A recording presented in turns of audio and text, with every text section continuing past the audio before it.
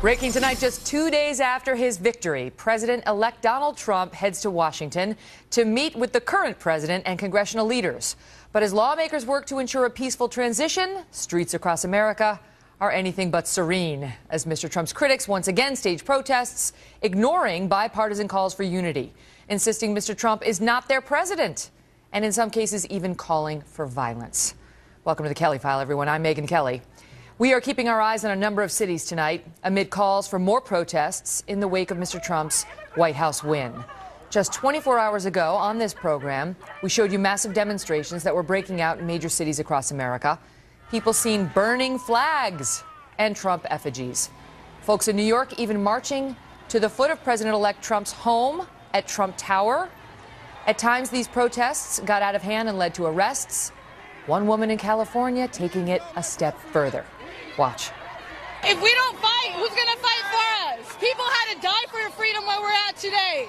We can't just do rallies. We have to fight back. There will be casualties on both sides. There will be, because people have to die to make a change in this world. Afterward, President Obama's spokesperson said people have every right to protest, but cautioned that they should not resort to violence. Today, Donald Trump's campaign manager encouraged the president and Hillary Clinton to address the situation. We'll speak with Kellyanne Conway, who's here live, about that in a moment.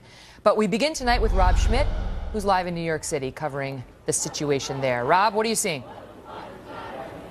Yeah, Megyn, today we saw, President-elect Trump having a cordial meeting with President Obama and a handshake, getting olive branches of some sort extended to him from people like Elizabeth Warren and from Bernie Sanders. But tonight, the objection to this election remains here in New York City, albeit it is much smaller than last night. Last night we saw thousands of people. Tonight, just about 200 people here right outside of Trump Tower. The NYPD has done a much more dramatic job of cordoning off this area here at 56th and 5th Avenue here in Midtown. So it hasn't been what we saw last night, and I think the NYPD was ready for it. This was the same kind of thing, though. They marched up from Union Square. They did that same about 2-mile march into Midtown, just a much smaller group. And I will say that this is a much more on-message group. It appears to be a much more mature group here that we're seeing tonight. People that really want to talk about things and want to have a discussion about this and not just scream obscenities and do some of the things that we did see last night on your show.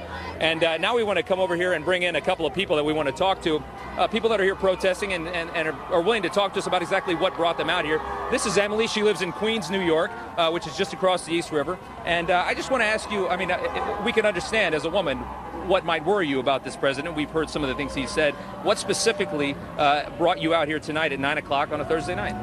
I'm here. I want to change the message. I want to speak to the other side. I hate saying that because I think that this might be possibly furthering the divide, which worries me. I don't want to alienate the other people. He does scare me because of the way he campaigned. I'm mostly concerned about the environment. I'm sad that it's become a liberal conservative argument. I think that everybody needs to live in the world, and I don't want him to undo all of the progress. But I'm hopeful that he will prove me wrong. Right.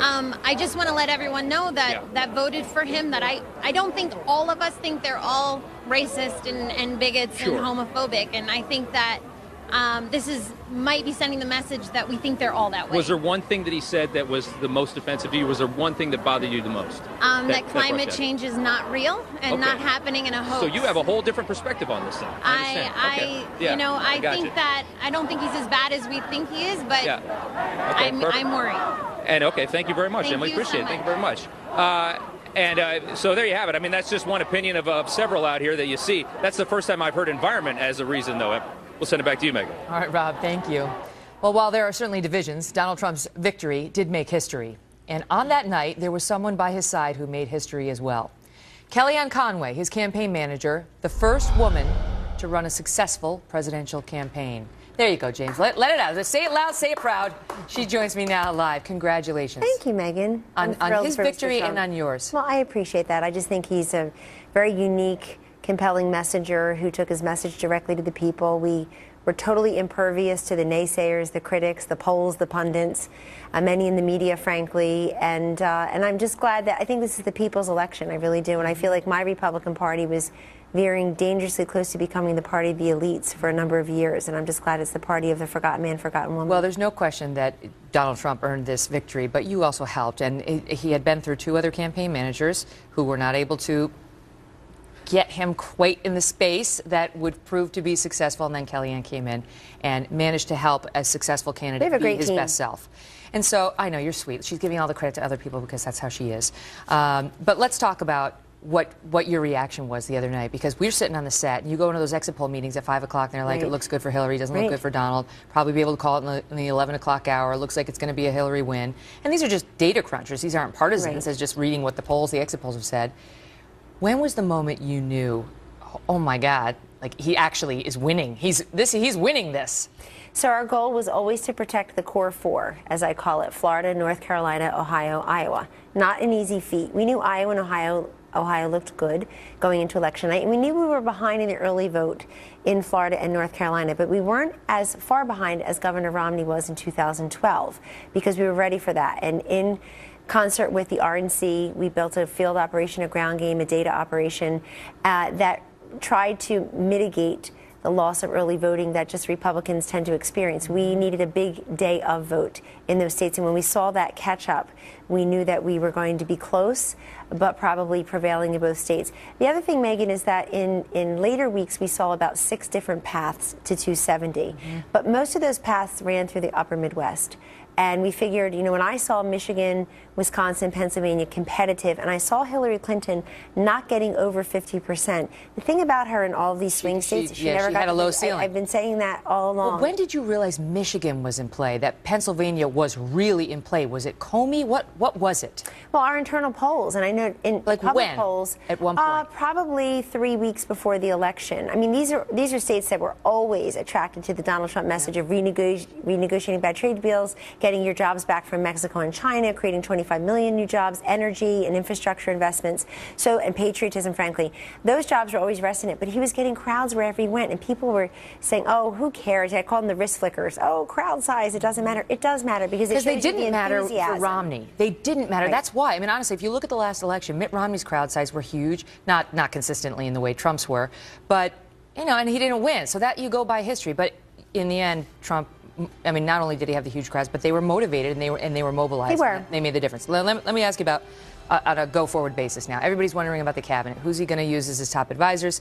You confirmed publicly that you've been offered a job in the Trump White House. Want to give us any hint or forecast what that might be? No, and it's not a specific job. I was just pushing back on a ridiculous media report that I was reluctant to go inside the administration because I wanted to run. Well, I wanted to run my own. I want to run my own business, and people just shouldn't say that without checking with the source. So Gabe Sherman reported that without even asking you whether it was true. Correct, and I just said false. Maybe the people who are the sources would like my job in the White House, but no, that's something. It's a conversation I'll have with Mr. Trump when it's appropriate, and I've already told him that I'm willing to serve. What do you think it's going to look like? I mean, because the names that come to mind: Rudy Giuliani, Chris Christie, Newt Gingrich, Ben Carson, Steve Bannon, all those in the running, as far as you know. Well, I know they've been incredibly loyal and they're incredibly capable and qualified to take these types of positions. I don't like to speculate on personnel. I think those are personal decisions. We'll get to that soon. But the folks that's right. And this is Donald Trump's presidency, and it's his cabinet, and it's his senior team to name. I just think the major criteria will be loyalty to him. Yeah, he needs to have people he feels comfortable with. But then also capable and qualified to do the job. But everybody you just named certainly is. Now let's talk about what we saw there with Emily, the protester. She's fearful, right? And for her, the issue is climate change, and we've heard so many other issues with other people who are out there. Women, Hispanics, people who are afraid they might get deported, right? Some Muslims, people who found themselves on the other side of Donald Trump's pledged policies or his, behavior at some points during the campaign. Does he do anything to reach out to them, other than, just try to act presidential? Like, do you think he's going to do something where he has a specific message for them? He's off to a great start in that regard, Megyn. The minute he won the election and went out to do his victory speech, a speech he wrote, he went out there and he said, I'm going to be the president of all Americans, including those who do not support me. I think that's incredibly important. It's very important to him personally, I assure you. Secondly, less than 36 hours after being elected president of the United States, Donald Trump and Melania Trump flew down to Washington to meet with President Obama and First Lady Michelle Obama. And I talked to it must Mr. be Trump, said, were brutal to Donald Trump, just as he was to them, but they were brutal right back. but they all love America and democracy, and I know all four of them share an interest in a peaceful transition into the next administration. It was something, we're going to get to that with Charles Krauthammer, but I it will was tell you something also, that this afternoon, President Bill Clinton called President-elect Donald Trump, and they had a very warm conversation. Oh, God, I've loved to hear that. President Clinton congratulated Mr. Trump on his victory and wished him well. And so you're hearing that again and again. And I think that's my message to the protesters, too, which is take your cues from these 5 or 6 people today. The sitting president, the former president, keep an open mind. First Lady, keep an open mind, and certainly the Trumps, who the campaigns they had a are always wonderful, rough and fantastic tumble. day there. They're rough and tumble. But during the campaigns, you never liked the personal attacks. You never liked it. Ivanka made clear she didn't like the personal attacks. You know, nobody is a perfect person, and everybody's got flaws. Do you think that as president, that President-elect Trump and President Trump will be able to refrain from that, from going tit for tat with anybody who attacks him and sort of going, you know, to the darkest place on Twitter or otherwise? Now you see his focus. He has his 100-day plan out there, and that's going to be his focus. And he also has a Republican House and Senate, which means he can actually get things done. I think folks on both sides of the aisle like to hide behind divided government, Megyn.